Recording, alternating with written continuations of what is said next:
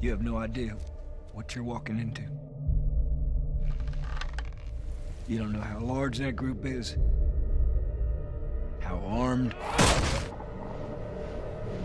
I don't care.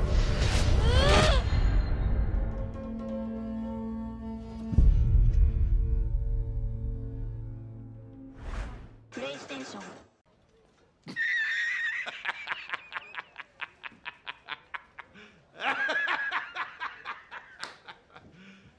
You serious?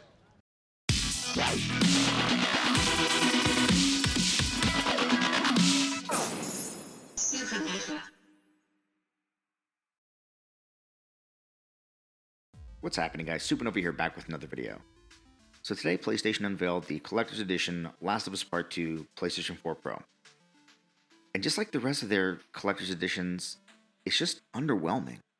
Like, I'm not sure who it is that's designing all these Collector's Edition consoles over there at PlayStation, but they need to be replaced. Like, you can bag on Xbox for all kinds of shit, but you cannot bag on Xbox when it comes to their limited edition consoles, or even their controller options. When it comes to that shit, they are just fucking killing the game. It's not even close between them and PlayStation. Like, this is for The Last of Us 2. Probably one of the most anticipated PlayStation games of all time. So what do I get? Do I get like a mural of a clicker, or Ellie in battle, or maybe Ellie and Joel? No. I get some fucking ferns and a moth. I don't understand why I would want that. Like, not even, it's a moth, not even a firefly. Why not a firefly? No, a fucking moth. I mean, maybe it has something to do with the game. Maybe it has some hidden meaning. I don't understand it because I haven't played the game, but still, why would I want that? Like, I think it's cool that it's embossed as opposed to just being painted on the console, but still, it's just uninspired. Like, why couldn't they just do something like this? Or even like this? I think the people that are going to be buying this console are either people who A, didn't pre-order The Last of Us 2 normally, or B, are only buying it because it is The Last of Us 2. Not because it looks nice. No one's buying this because it looks nice or it looks cool. They'd just be buying it because, oh, this is the edition that belongs to The Last of Us 2. But I don't understand why they couldn't do something a little more inspired. Like, if you showed me the one with the moth and the ferns, and then the two that were pictures, I would gravitate towards the ones that were pictures, or be more willing to purchase the ones that were pictures. I'm not buying this thing. Even the Spider-Man edition. Like, Spider-Man is my favorite superhero of all time. I would definitely buy a PlayStation that was Spider-Man themed if it was cool. And look at this footage. So many colors. His suit's got blue in it, red in it, white in it. The white's got that cool carbon fiber look to it. So what do we get? Do we get any cool pictures on the console, or some kind of play with that carbon fiber texture? Nope. A red console. Just a red console with a white spider. My 5-year-old nephew could have designed a better console than this.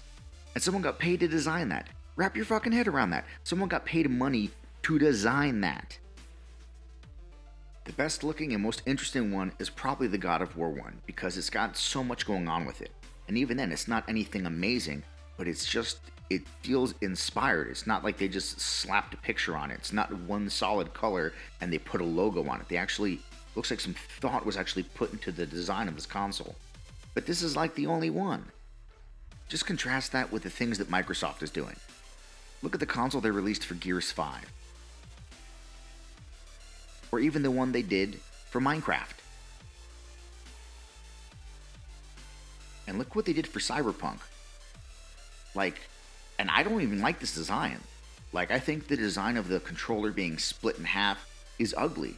And I just don't care for it. But it's still inspired. It looks like there was a lot of thought put into the design of this console. Had PlayStation designed a limited edition Cyberpunk console, it would have been fucking blue with a logo on it. That's their modus operandi for making custom consoles. Make it a solid color and slap a fucking logo on it. This is way cooler than anything that PlayStation is doing, even if I personally don't like the way it looks. And you want to talk controllers? Oh, okay, let's talk controllers. You know how many PlayStation 4 has? If you go to the PlayStation website right now and go to the DualShock 4 area, you will find 11. 11. And it will be zero surprise to you that they are mostly all solid colors. I think 2 of them are camouflage. That's it. And what about Xbox? Well, they have something called Design Lab, where you can create and customize the controller to be whatever you want. any combinations of colors that you want. And not even just regular colors. They even have metallic finishes. You can add textures to the controllers. You can get your favorite NFL team's logo on your controller. You can put your name on the controller. And there isn't just 11 options like with PlayStation. With Design Lab, you have over 1 billion options. They're the fucking Burger King of controllers. Have it your way.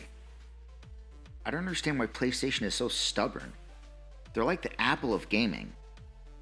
With Android devices, you can completely customize the look of your device. You can get themes for your device.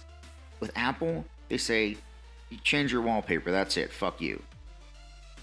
If Apple had themes in the App Store, they would make a fucking killing selling those things.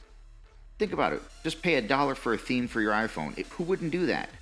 Trust me, I own an iPhone, and every time I see a cool theme or skin on an Android device or an animated wallpaper, I'm like, ugh, why the fuck am I still on this thing?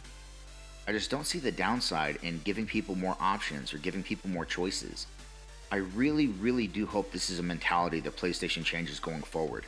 Because I have no doubt in my mind that going into the next generation, Microsoft is going to continue making really cool Series X devices, really cool versions of the Xbox controller.